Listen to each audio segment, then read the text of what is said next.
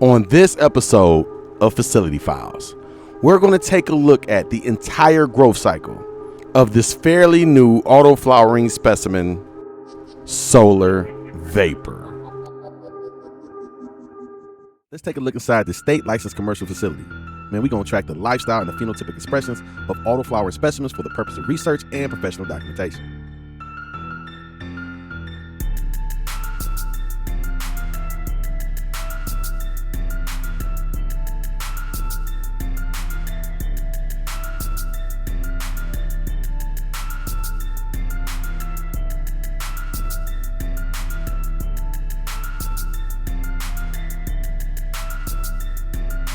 Week 1 marks the initial germination phase for the solar vapor specimen. Following the successful emergence of the radicle into the medium, the initial cotyledons are pushed upward. During this critical developmental stage, the facility environment is strictly regulated, maintaining relative humidity parameters between 70 and 75%.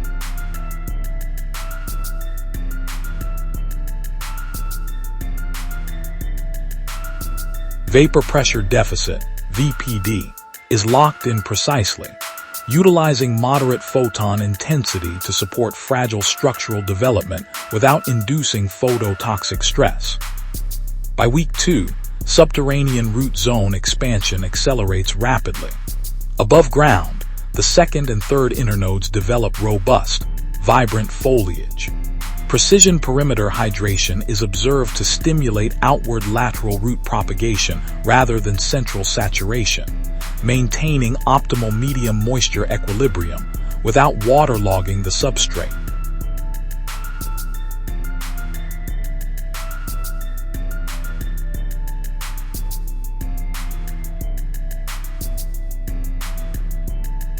Entering week 3, the specimen exhibits exponential vegetative vigor, displaying the true genetic characteristics of the autoflower lineage.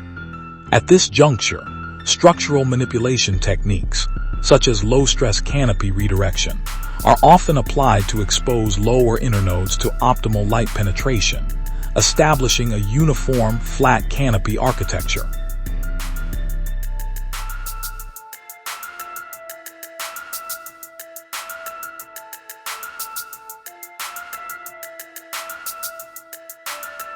Week 4 represents peak vegetative metabolism.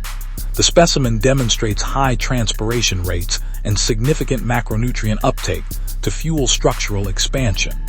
Facility protocols dictate rigorous monitoring of runoff electrical conductivity and pH metrics.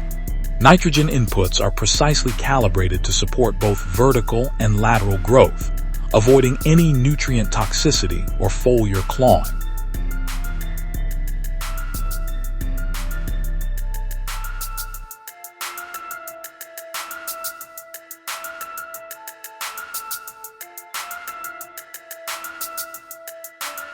Week 5 initiates the reproductive transition phase, evidenced by the emergence of the first delicate white pistils at the nodal junctions.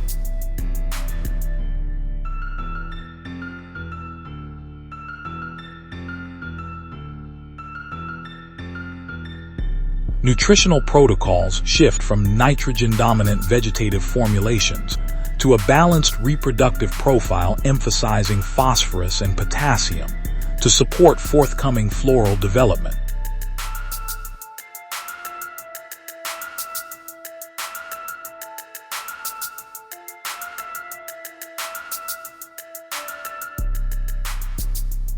This period is also characterized by significant vertical elongation, often doubling or tripling the plant's height, necessitating continuous adjustment of overhead-led arrays to maintain optimal distance and prevent photobleaching. As the specimen transitions from week 4 into week 5, facility management oversees a fundamental pivot in rhizosphere chemistry, fertigation delivery, and root zone physics. Week 4 represents the absolute pinnacle of vegetative vigor, where macronutrient ratios are heavily weighted toward nitrogen via the cultivator series base formulation to fuel structural expansion. However, as prefloral structures emerge at the nodal junctions, signaling the start of week 5, metabolic priorities shift rapidly. To manage this surge in metabolic demand, the irrigation mechanics rely on a sub-irrigation strategy. A 3-gallon dedicated reservoir is positioned directly underneath the plant container, simulating the passive, capillary action performance of an autopot system. This constant bottom feeding loop allows the root zone to draw moisture and dissolved ions on demand as transpiration peaks. However, to prevent perched water table saturation and salt accumulation near the surface, routine top watering applications are executed to achieve a precise 15 to 20% runoff threshold before recharging the underlying bottom reservoir. To facilitate the floral transition without inducing osmotic shock, the fertility program within the reservoir undergoes a targeted recalibration. The primary inputs shift from a balanced vegetative profile to a specialized generative ratio, integrating the cultivator series base alongside the cultivator series bloom formulation. This systematic increase in phosphorus and potassium availability supports cell division at new floral sites while maintaining sufficient calcium for structural cell wall integrity during the upcoming vertical stretch. To optimize early floral initiation, Big Bud is incorporated into the reservoir regimen, delivering targeted ratios of L-amino acids, bioavailable potassium, and phosphorus. This additive provides the metabolic building blocks required for rapid calyx division and flower site assembly. Simultaneously, Bud Factor X is introduced to activate systemic acquired resistance mechanisms. By stimulating natural enzymatic pathways, this additive triggers early secondary metabolite synthesis, encouraging early trichome density and terpene accumulation before heavy biomass accumulation even begins. During week 6, biological development accelerates across the entire canopy footprint. Individual floral sites coalesce into uniform, dense colas packed with developing calyxes.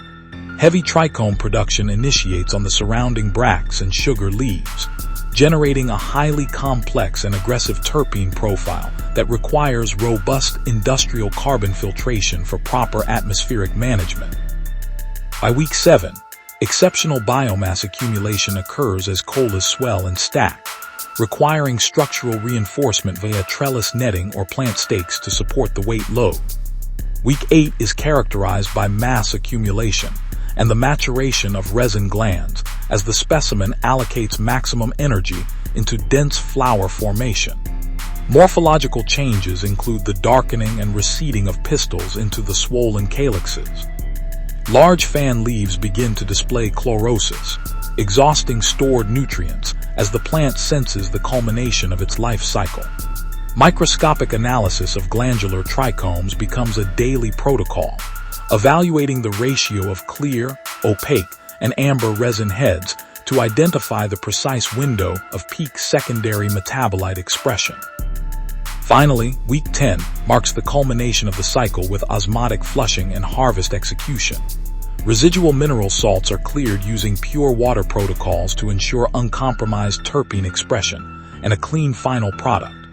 Once the target trichome morphology is verified, the biomass is harvested and transferred to a strictly controlled stabilization environment, maintained at 60 degrees Fahrenheit and 60% relative humidity, to facilitate a slow, premium cure. If you're seeking a dedicated space to share cultivation knowledge, consider joining the Source Club. The Source Club is by far the best grow space on the internet, and it's only one way to find out. Click any one of these other full grow cycle videos, and I'll see you there. Peace.